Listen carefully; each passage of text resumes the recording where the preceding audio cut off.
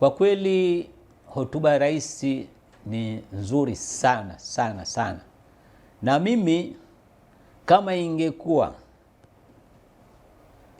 wananisikiliza wabunge, basi wangepeleka hoja ya kuijadili na kuipongeza, kwa sababu hotuba imeenda mbali, imechukua misimamo aliyokuwa nayo Mwalimu, namna gani alivyotulea makabila zaidi ya 126 kama sikosei, lakini leo tukawa tunaishi kama kabila moja, lakini namna tuko dini tofauti, wengine hawana dini, lakini ikawa Watanzania tunaishi kama dini moja. Lakini leo inapofika pahala tunasahau jitihada zilizofanywa na waasisi na mambo aliyokuwa akituonya ili tusije tukaingia katika vurugu kama hili.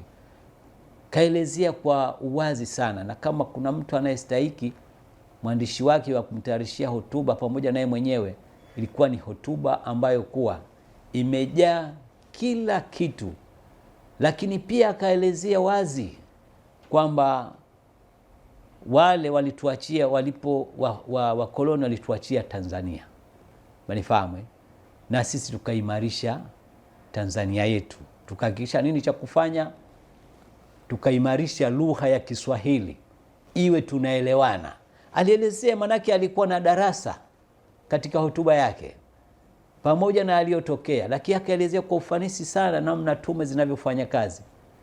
Lakini akasema hii ni tume yangu mimi, ni tume ya rais, ingawa kuna watu wengine baadaye zile tume anazifanya ni za kwao, lakini hii ni tume ya rais, na ndio nimeweka uwazi.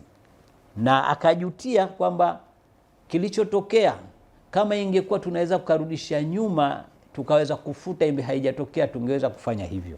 Lakini pia akawauliza hawa ambao kwa walikuwa na walishawishiwa wakaona hawana ajira, je, baada ya kufanya hivyo ajira wameipata? Je, pale tulipokuwa tumeenda mbele, tumerudi nyuma?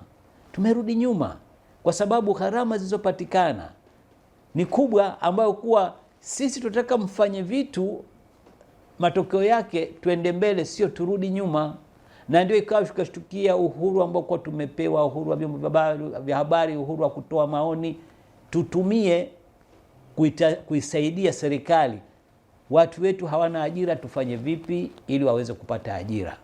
Watu wetu hawana maji, tufanye vipi ili waweze kupata maji? Lakini leo umewekewa mwendo kasi mpaka wapi huko wanaita Mbezi wapi mwisho huko, lakini wewe unashawishiwa uvunje mwendo kasi ambao kwa inakusaidia wewe urahisi wa kusafiri.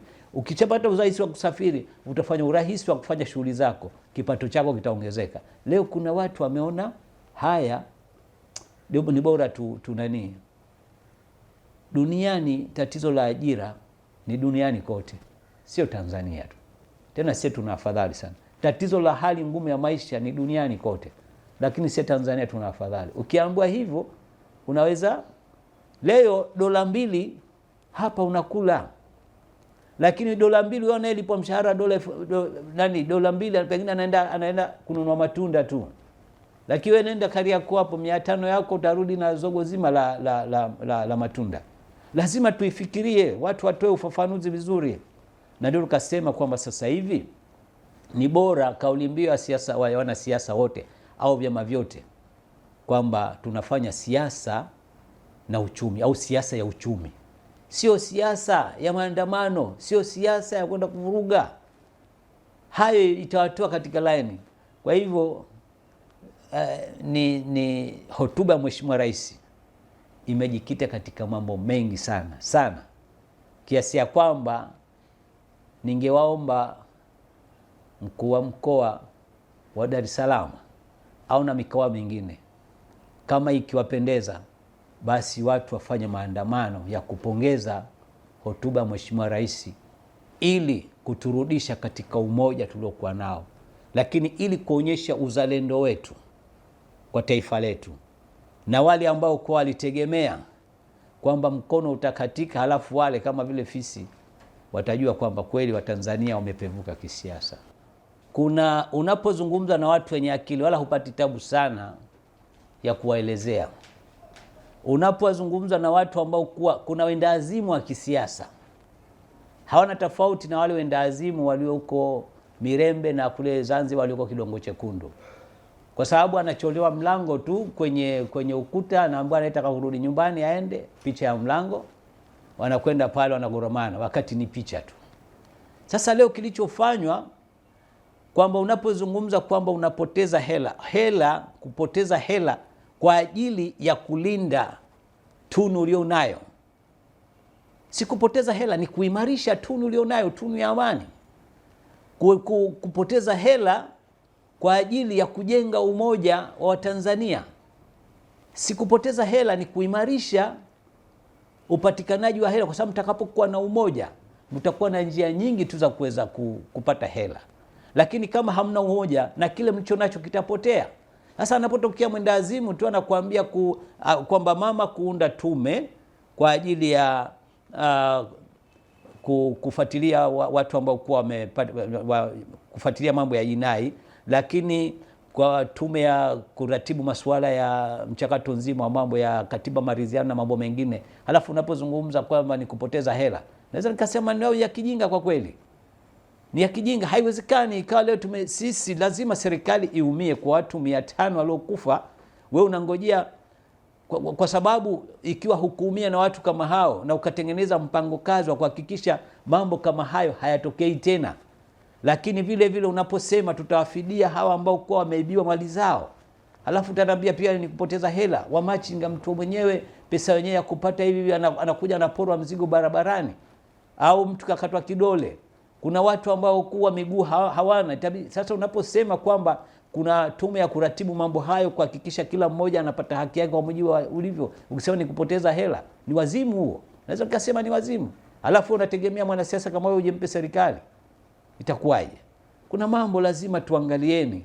Hotuba ambayo kwa imezungumzwa na mapendekezo yaliyotolewa na tume, na kukubali Mheshimiwa Rais mapendekezo yaliyotolewa kuyafanyia kazi. Ilikuwa mnazungumzia kuhusu katiba mpya, watu wanakifanya, ataunda tume kwanza kufanya uratibu wa hayo, lakini tume imesema ikifika 2028 iwe tayari katiba mpya imeshapatikana. Wale watatoa mapendekezo, mfumo wetu wa kutafuta katiba uwe vipi. Sasa unajua wasema mnyonge mnyongeni, haki yake mpeni. Kwa kweli Mama Samia amejitahidi kwa kiasi kikubwa kuweka usawa katika taifa, lakini kuna watu wanamchukia tu. Kwa nini Samia? Lakini Samia watu wanamchukia, yote mazuri yanayofanya haya, kwa nini yafanywe ni Samia? Kwa hivyo namchukia kwa sababu yamefanywa na Samia. Sasa haya ni mambo ambayo kuwa tunaweza kusema kwamba vyama vijikite kujinasua walipo, wafike pazuri zaidi, sio wafanye mambo hapa walipo waweze kufika pabaya zaidi.